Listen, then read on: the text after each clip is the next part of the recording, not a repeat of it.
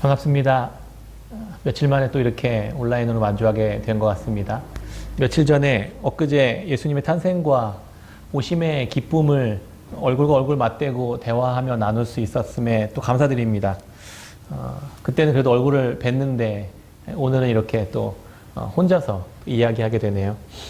어떤 분은 또 최신의 기술로 성탄절을 또 이렇게 서로 만날 수 있도록 도와주셨고, 또 어떤 분들은 재능을 사용하셔서 또 이렇게 많이 베풀어 주시고, 또 함께 섬겨 주시고, 또 마음을 나눠 주시고, 또 기도로 도와주시고, 또 열심히 참여해 주시고, 이렇게 함께 이렇게 이루어내는 또 성탄절의 시간들, 또 그러한 행사들 갖게 되어서 너무 기쁘고 반가웠습니다. 교회는 그렇게 정말 목사 한 사람이 이끌 수도 없고 이끌어서도 안 되고, 또 그렇게 할 수 없는 곳이고, 오히려 이렇게 각자에게 있는 임재하시는 성령 하나님께서 우리 서로가 서로를 향해 또 섬기는 모습을 통해 이렇게 이루어 가신다는 사실들을 배워가는 시간이었던 것 같습니다. 무엇보다 이번 성탄절은 새로운 방법으로 만나는 만남의 시간이었던 것 같습니다. 지금까지는 가정마다 예배를 드리면서 제가 유튜브라는 이런 플랫폼에 설교를 올리고 영상을 촬영해서 이렇게 예배를 드리고 말씀을 들었는데, 줌이라는 이번에는 이런 어떤 방법을 통해서 서로 얼굴을 또 마주하고 온라인상에서 한 자리에 모여 실시간으로 이렇게 모임을 가질 수 있었던 시간이었던 것 같습니다.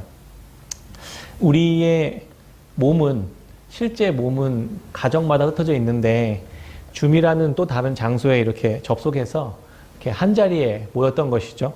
물리적인 예배 공간은 더 이상 우리에게 이용할 수 없게 되었고, 교회됨의 본질인 이 성도들의 모임만 오롯이 남게 되어진 것 같아서 하나님의 일하심이 참 오묘하고 또 놀랍다, 이런 생각을 하게 되었습니다. 불과 1년 전만 해도 상상할 수 없는 모습이었습니다. 지금 코로나는 또 더욱 심해지고, 또 어쩔 수 없이 대부분의 교회가 온라인과 이런 줌을 사용해서 이렇게 모임을 계속 갖고 있긴 해가고 있습니다. 이렇게 하지 않으면 아예 이제 모임 자체가 불가능해져 가는 것 같습니다. 앞으로 몇 년을 더 이렇게 지내야 할지 또 알 수는 없지만, 이런 기술들을 활용한 온라인상의 모임과 또 우리들의 일상들은 더 많이 활발하게 진행될 수밖에 없는 것 같습니다. 기술은 그래서 점점 우리들의 삶을 우리의 의지와는 상관없이 더 급격하게 변화시켜 갈 것입니다. 자발적으로 우리들은 이런 기술의 필요와 또 편리함 속에 스스로 우리가 참여하게 될 것 같습니다. 예레미야 때도 우리가 잠시 언급했지만, 이 4차 산업혁명은 이미 우리 삶에 깊숙이 들어와 있는 것 같습니다. 많은 사람들이 온라인 쇼핑들을 많이 이제 이용하시죠. 근데 불과 몇 년 전만 해도 나이 드신 분들은, 야, 그거 온라인 결제만, 돈만 결제되고 물건 안 오는 거 아니야? 또 이상한 제품 오는 거 아니야? 이렇게 의심과 불만이 많이 있었는데, 꼭 눈에 보이는, 그래서 그 믿지 못하고 꼭 보이는 시장에서 가서 꼭 내가 확인하고 이렇게 구매하셨었죠. 이제는 이제 그런 분들은 거의 없는 것 같습니다. 온라인으로 물건을 편리하게 주문하고 집 앞에서 바로 물건을 이렇게 받을 수 있는 이런 모습을 정말 과거 몇 년 전만 해도 이게 상상이나 됐을까요? 이제는 비행기를 타고 몇 시간 만에 다른 나라에 또 날아가기도 하고 다녀오기도 하고, 이제는 운전석에 앉으면 운전을 하지 않고도 목적지에 도달하는 그런 시대가 금방 올 것 같고, 또 인공지능으로 인한 또 컴퓨터가 진료하고 수술도 하고, 이제 초음속 비행기가 나온다고 하네요. 대기권 밖으로 해서 지구 반대편까지 3-4시간이면 도착한다고 합니다. 그리고 이제는 비행기를 타고 우주선을 타고 우주여행을 다니는 그런 시대가 이제 도래한 것 같습니다. 마치 이게 공상영화에서나 나올 법한 이야기들이 우리 눈앞에 이미 펼쳐지고 있는 것입니다.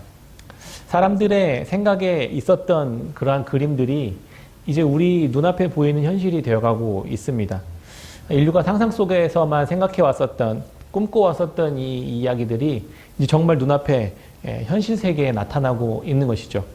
인류의 믿음과 또 이런 노력들이 지금 이런 세계들을 계속해서 만들어가고 있는 것 같습니다.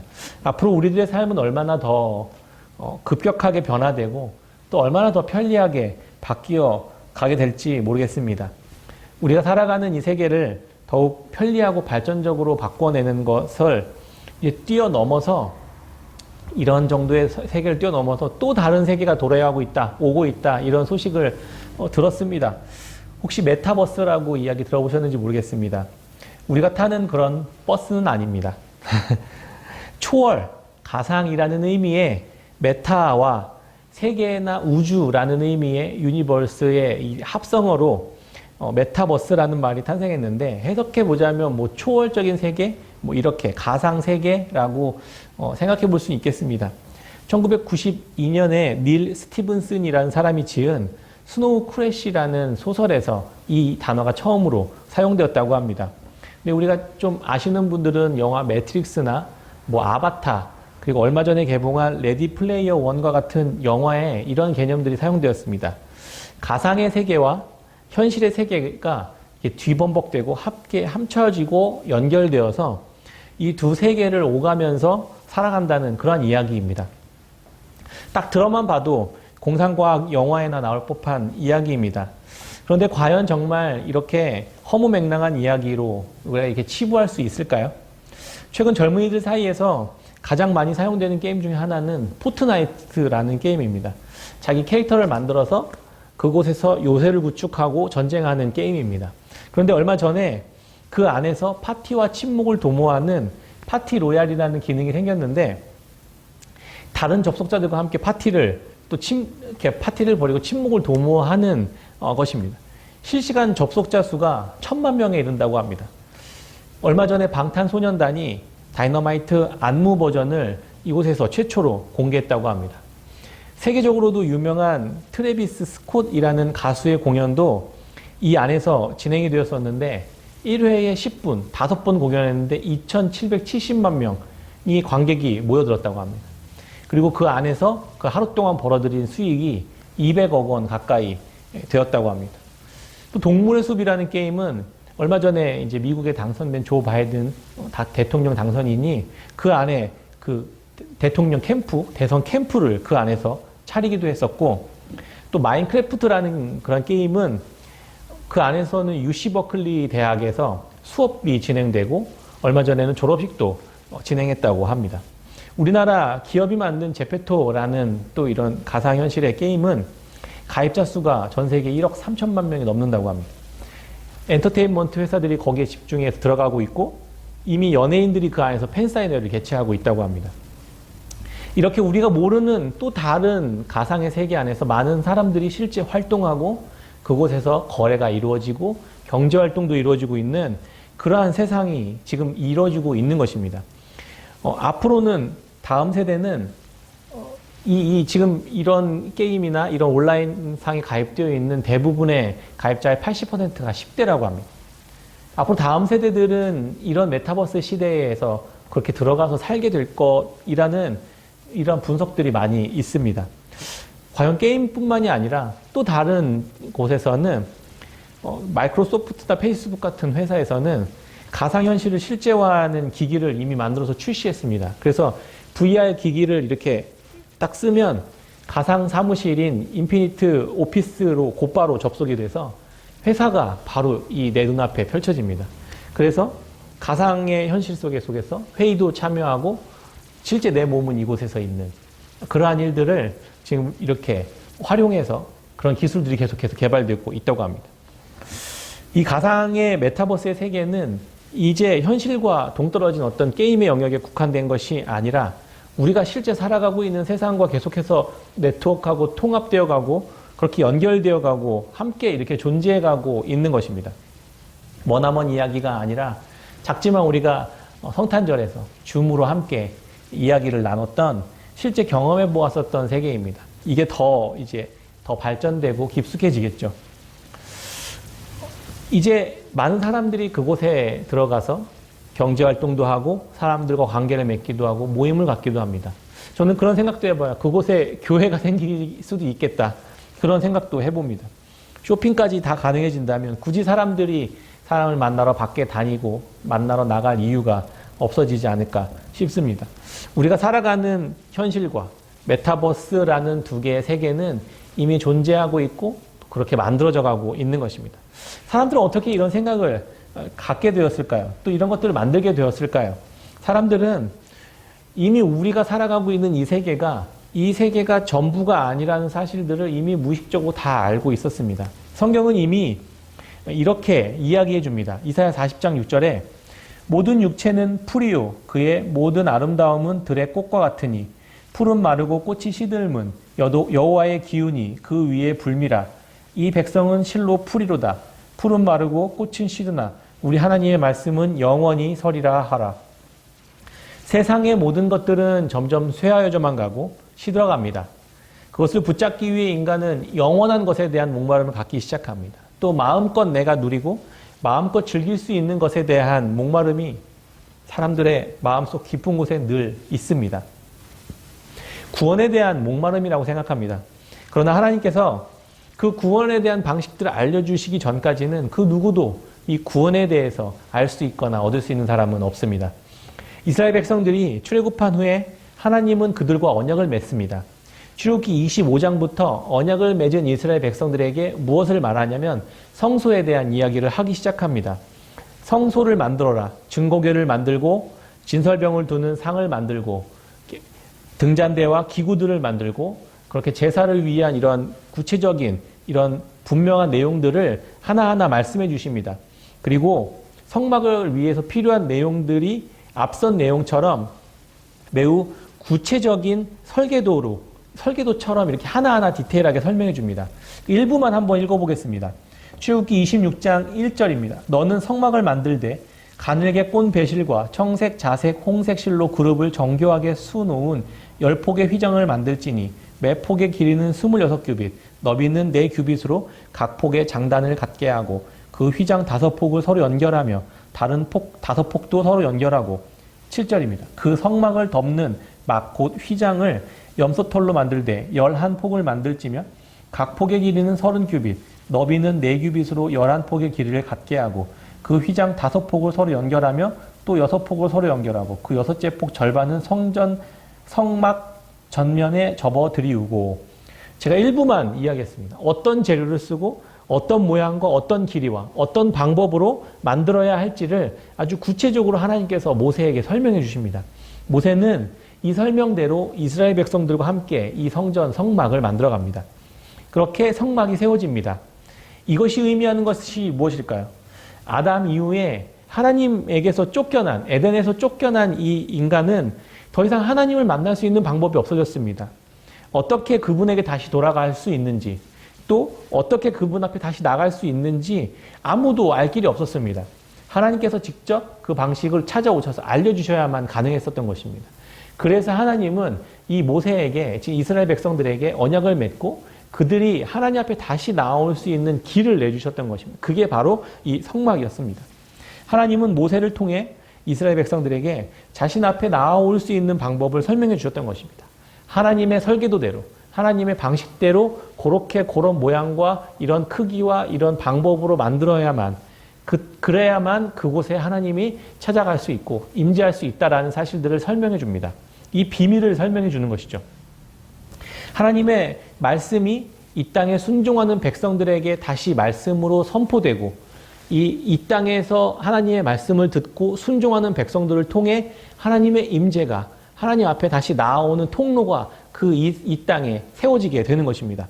그리고 나서 하나님께 이 성막을 드리는 봉헌식을 드립니다. 그때 하나님의 임재가 그 안에 충만하게 임하는 것을 보게 됩니다.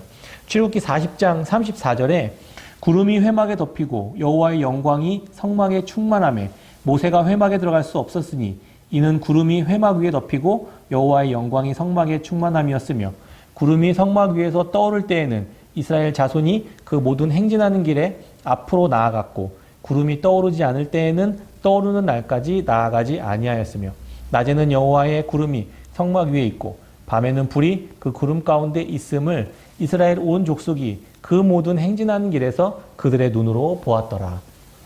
이 성막은 유일하게 인간의 생각으로 만들어낸 모양이 아닌 하나님의 말씀에 의해 사람들의 눈앞에 탄생하게 된 모양이었습니다.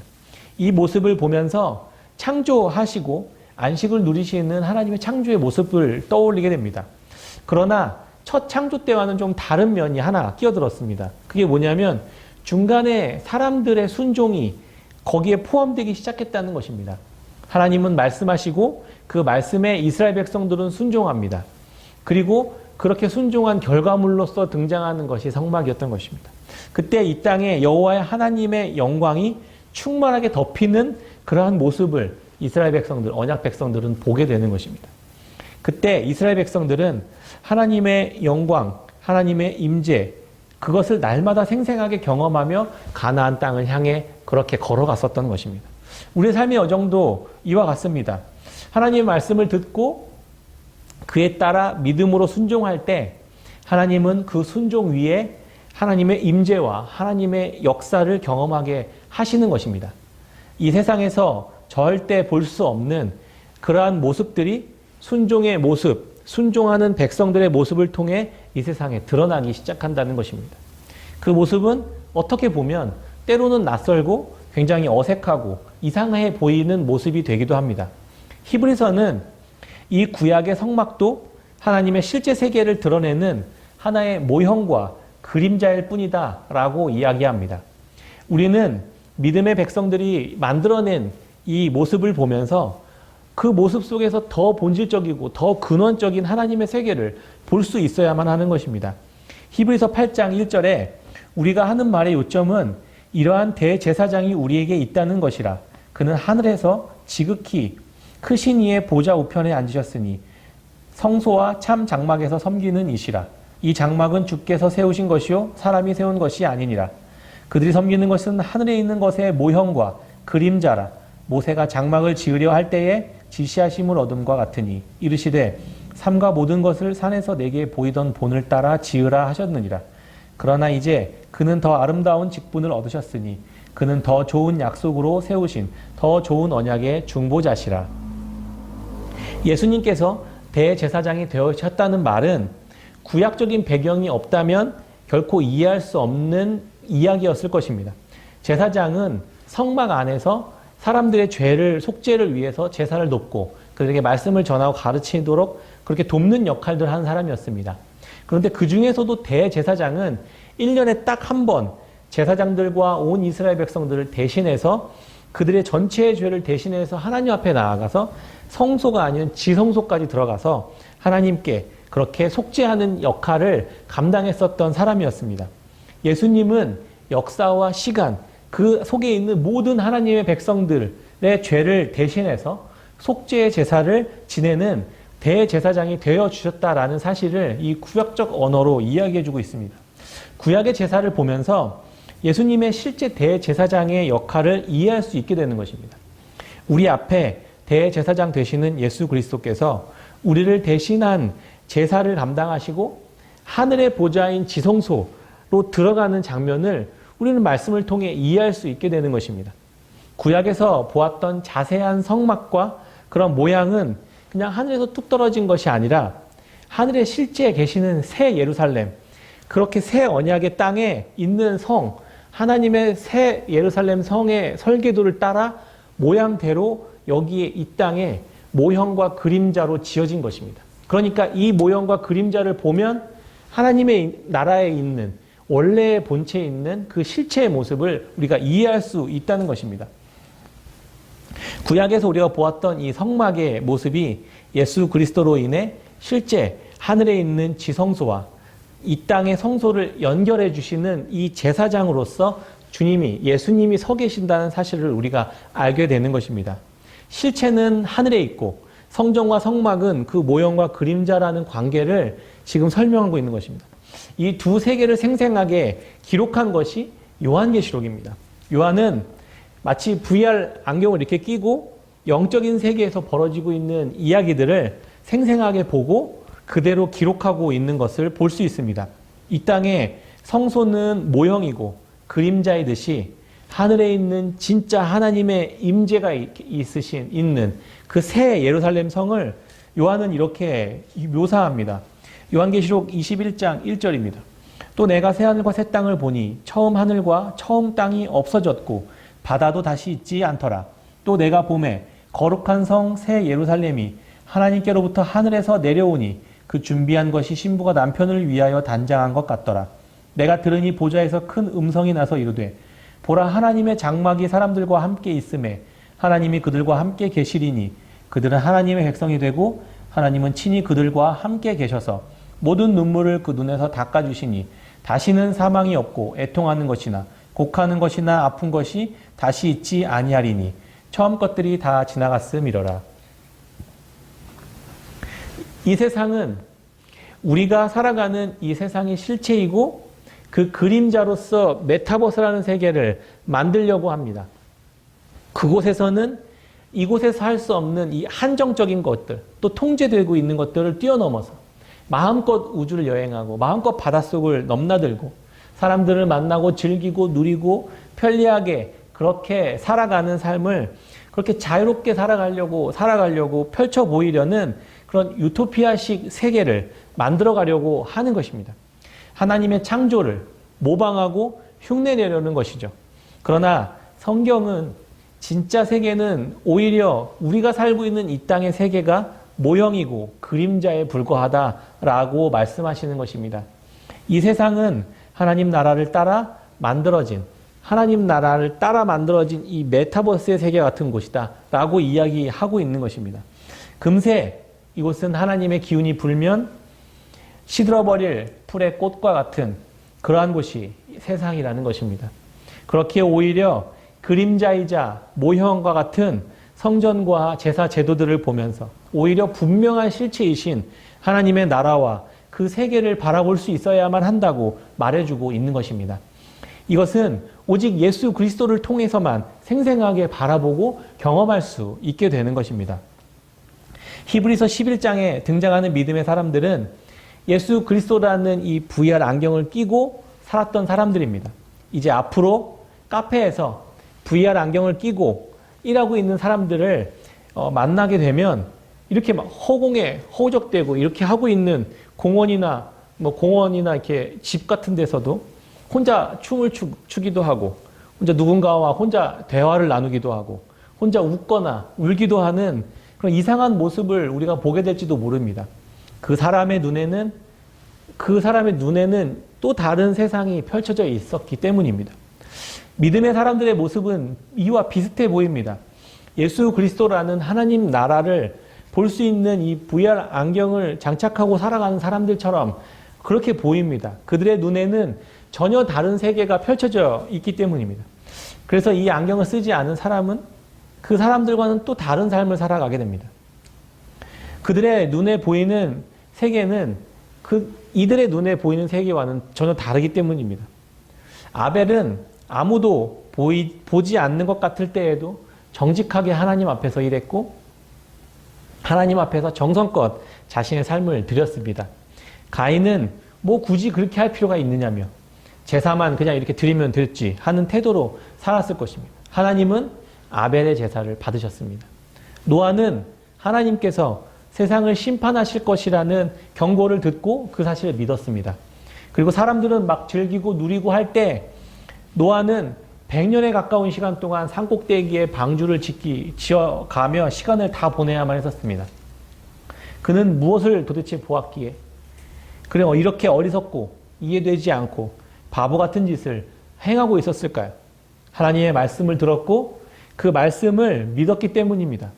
결국 세상은 물로 심판을 받았고 말씀에 순종한 노아와 가족들은 구원을 받게 되었습니다. 아브라함과 사라는 어땠을까요? 75세에 부름을 받아서 25년이라는 기간 동안에 내가 내 자손을 바다의 모래와 같이 하늘의 별과 같이 그렇게 무수히 만들어주겠다라고 약속해 하셔놓고 딸랑 100세의 아들 하나 얻게 되었습니다. 그런데 아브라함은 그 사실을 기뻐하였습니다. 하나님이 반드시 나에게 약속하신 이 사실을 이루어내실 것이라는 사실을 이 사람은 믿었기 때문입니다. 이들의 공통적인 특징은 무엇입니까?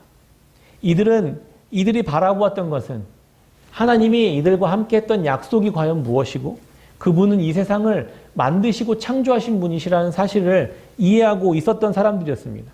이들의 공통된 특징들이 자기들한테는 아무런 능력도 없었지만 아무런 소망도 없었지만 하루아침에 시들어 사라질 풀과 같은 이러한 존재지만 그 약속을 하신 하나님은 그것을 이루어내실 수 있는 분이시라는 사실을 그대로 믿었고 그래서 그 말씀대로 그대로 순종했던 것입니다. 하나님에 대한 믿음을 가진 이들이 매우 중요한 특징이 바로 여기에 있습니다. 하나님께서 하신 그 약속이 반드시 이루어질 것이라는 믿음으로 정확히 이루어진 그 사실을 바라보고 그것을 오늘로 끌어와 당겨와서 오늘을 살았던 것입니다.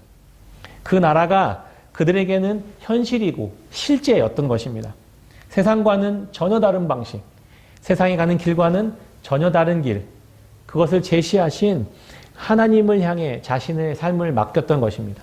예수 그리스도께서 우리에게 가르치신 그 방식, 그것을 우리가 믿음으로 따라 순종해 걸어가는 그것과 마찬가지인 것입니다. 그렇다고 이들도 완전한 하나님의 약속의 성취를 확인한 것도 아니었습니다. 그저 나는 그렇게 완성된 모습을 바라보지 못한다 하더라도 그냥 그렇게 사라질 수 있는 사람들.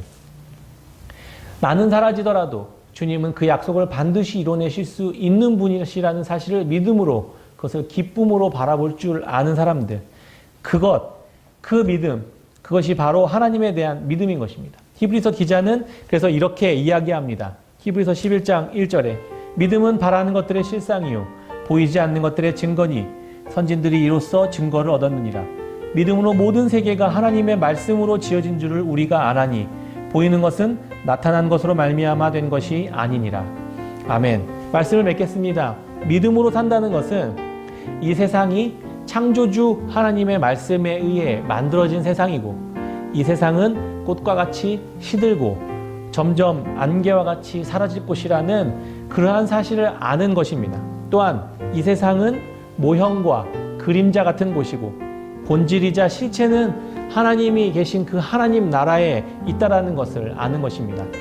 아무리 메타버스의 시대가 와도 아무리 최첨단 기술의 첨단화가 진행된다 하더라도 그 세계에는 구원은 없습니다. 믿음의 사람들은 세상에서 살며 세상에 속한 자가 아니라 세상에는 있지만 하나님의 나라에 속한 자임을 말씀에 순종함으로 함께 증거하며 살아가는 자들인 것입니다. 이것이 믿음으로 살아간 믿음의 선진들의 행동이었고 태도였고 그들이 가지고 있었던 정체성이었던 것입니다.